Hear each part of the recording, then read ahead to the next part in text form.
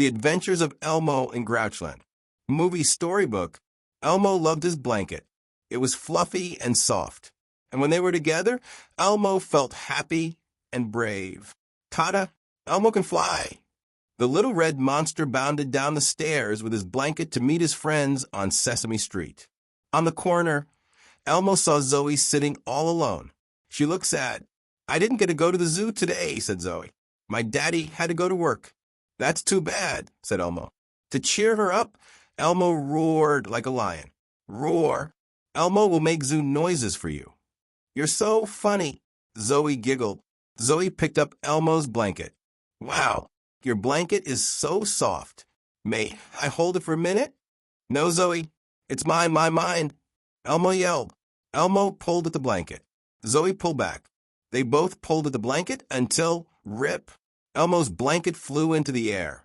"Come back, blanket!" cried Elmo as his blanket blew away. "It's all your fault, Zoe. Zoe is not Elmo's friend." "Sorry," said Zoe. But Elmo was already gone, chasing after his blanket. Elmo's blanket floated down and landed in Oscar's hands. "Achoo!" said Oscar, sneezing into Elmo's blanket. Then he ducked into his can with Elmo's blanket and slammed the lid shut. Elmo threw open Oscar's sticky lid. "Oscar, where are you?" But Oscar didn't answer. Elmo waited. Elmo whistled. He walked back and forth. Then he couldn't stand it any longer. "Hold on, blanket!" Elmo cried. "Here Elmo comes!" And he dived into Oscar's can. Clank, splat. Elmo landed inside Oscar's messy can. His blanket was hanging on a door marked "Get Lost." And danger! Elmo planted his monster feet on the door and pulled his blanket with all of his might. "Stop! Get away from that door!" yelled Oscar. It was too late. The door burst open. Whoosh! A great rush of swirling air swept Elmo and his blanket down a windy passage. With a twist and a turn, they were separated. "Blanket, come back!" cried Elmo, and he landed in a big pile of trash. He was all alone. Grouches popped up and out of the trash. "Elmo has a feeling Elmo isn't on Sesame Street anymore," he said. "You don't know where you are?" asked a Grouch. "Well, you happen to be in the yuckiest place on earth," said another Grouch. "This is Grouchland. Now scram." "Beep, beep. Get out of the way," yelled the Grouch, driving his car out of the mud wash. "Fish heads. Get your fish heads here," yelled the bad humor man. "What hideous hairdos," said one Grouch lady to another as they walked out of the ugly parlor. "Out of my way," shouted the actress Sharon Groan. She was coming out of the premiere of her new movie, Basically It Stinks. "Unwelcome to Grouchland," said two grouchy Grouches from the Unwelcome Committee. They handed Elmo some moldy cheese and droopy flowers. Elmo can't believe Elmo's eyes. "What a funny place." "Funny," said Mayor Grouch. "Grouchland is no such thing." But before Elmo could ask why, he heard a loud sound. Thwop, thwop, thwop. It was Huxley, the greediest man in Grouchland, in his Huxicopter. And he was using his Huxicopter to suck up everything in sight. Slurp. Up went a sandwich that a Grouch grandmother was eating. Slink. Up went a toupee off a Grouch's head. Then the Huxicopter tugged at a little Grouch girl's doll. Slurch. It pulled the dolly up into the air, and little Grizzy with it. "Stop!" Elmo yelled. The Huxicopter stopped suddenly. Grizzy and her doll escaped. Huxley jumped out. "Who told me to stop?" "It's not nice to take what's not yours," said Elmo. "But everything is mine," laughed Huxley. "See this sandwich?" Bing. "I own it." "This wubby?" "That's no wubby." "That's Elmo's blanket," cried Elmo. "Ding dong, you're wrong." "It's mine," cried Huxley, jumping into the Huxicopter. "So long. I'm going home to cuddle my brand new wubby." The Huxicopter took off and left Elmo in a swirl of trash. Meanwhile, back on Sesame Street, "What do you mean Elmo got sucked down into Grouchland?" Telly asked Oscar. "We have to bring him back." "What's the big deal?" said Oscar. "I grew up there." But Telly and the others were still worried. One by one, Zoe, Cookie Monster, and Maria squeezed their way into Oscar's can. Oscar followed. Big Bird got stuck, but with a little help from Gordon and Telly, he was soon sliding down after his friends. Back in Grouchland, Elmo wasn't sure what to do. "Maybe I can help you find your blanket," said a little voice. It was Grizzy. "Just don't tell anyone. Nobody helps anybody in Grouchland." Elmo followed Grizzy out of town over Grouch Hills and through tall, crabby grass. Huxley's castle is far, far, far away, said Grizzy, on the tippy top of Mount Picanos. Thanks, said Elmo excitedly. Elmo has to get Blanket back before dark. Before dark? Are you crazy? You'd be lucky to get there and even more lucky to get out, said Grizzy. This is as far as I go. Oh, Huxley's castle is far, far away, sighed Elmo. Elmo will never find Blanket. Rustle, flutter, hop. A stinkweed popped up from the ground. Little grouch animals crawled out of their hiding places and began dancing and singing around Elmo. Just take the first step, they encouraged him, singing and swaying their heads. Elmo swayed and sashayed with them. Just take the first step, Elmo sang along. Feeling brave again, Elmo waved goodbye and took his first step toward Huxley's castle. Don't worry, Blanket. Here Elmo comes. Meanwhile, Zoe, Telly Big Bird, Cookie Monster, Gordon, Maria, and Oscar landed in Grouchland. Fud. How nice to be back in the land of 1,000 stenches, said Oscar. Oscar, we're here to find Elmo, said Gordon. Let's ask that police officer for help, suggested Maria. Excuse me, officer. Can you help us? Asked Big Bird.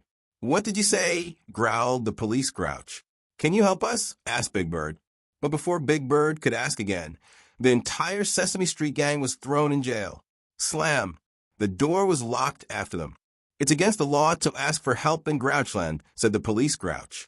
Now we'll never find Elmo, cried Zoe. Don't worry, Zoe, Maria said. We'll get out of here and find Elmo. Meanwhile, Huxley's assistant, Bug, tricked Elmo into entering a dark tunnel. It sure is dark in here, said Elmo. Suddenly, friendly fireflies fluttered into the air, lighting the way. Elmo climbed into an old mine car. Clickety-clack. The car rolled down the track and sped out of the tunnel into the sunlight. Elmo was free again. Back in Huxley's castle, Bug and Huxley watched Elmo's escape on the TV screen. Impossible, yelled Huxley. How could that little red monster get away again? But Bug did not answer. He picked up Elmo's blue blanket and cuddled it. What are you doing? Asked Huxley as he grabbed the blanket away from Bug. Elmo's blanket is so soft, boss, said Bug.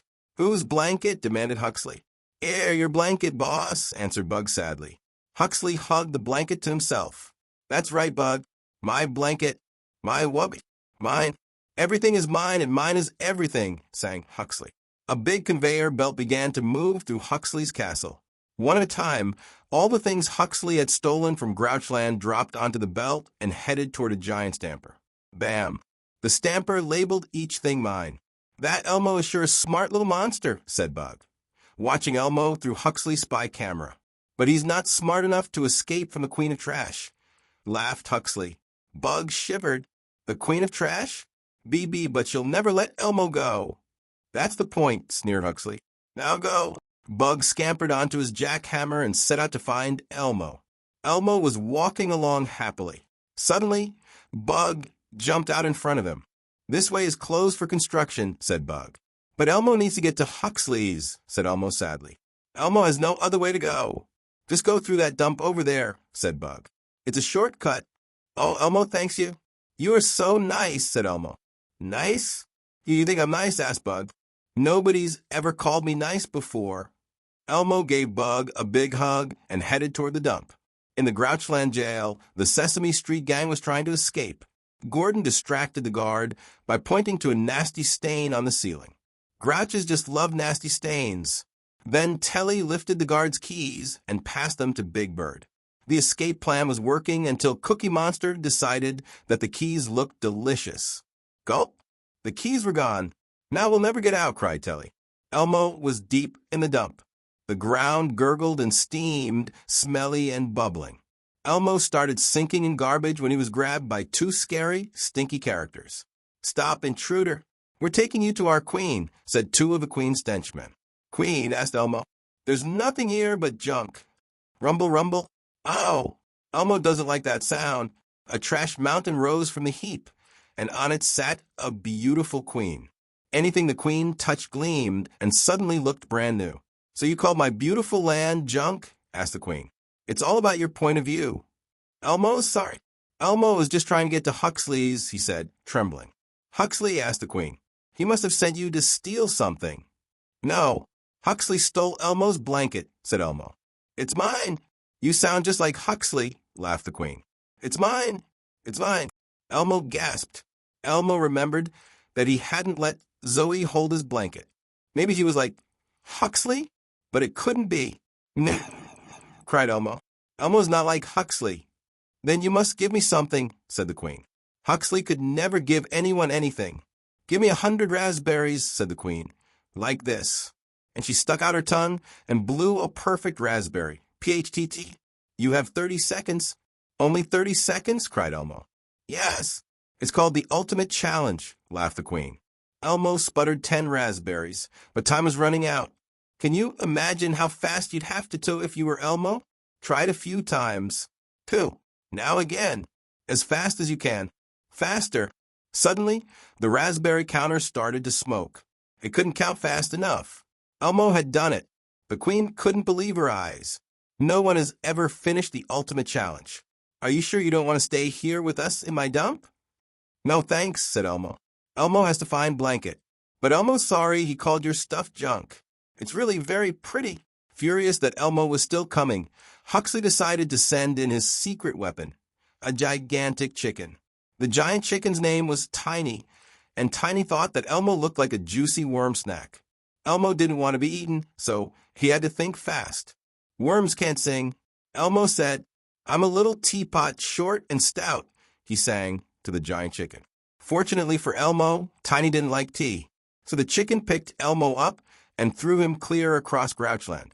Elmo flew through the air and found himself hanging from a tree branch. He used all of his furry little monster strength to pull himself to safety. But it was starting to get dark. Oh no!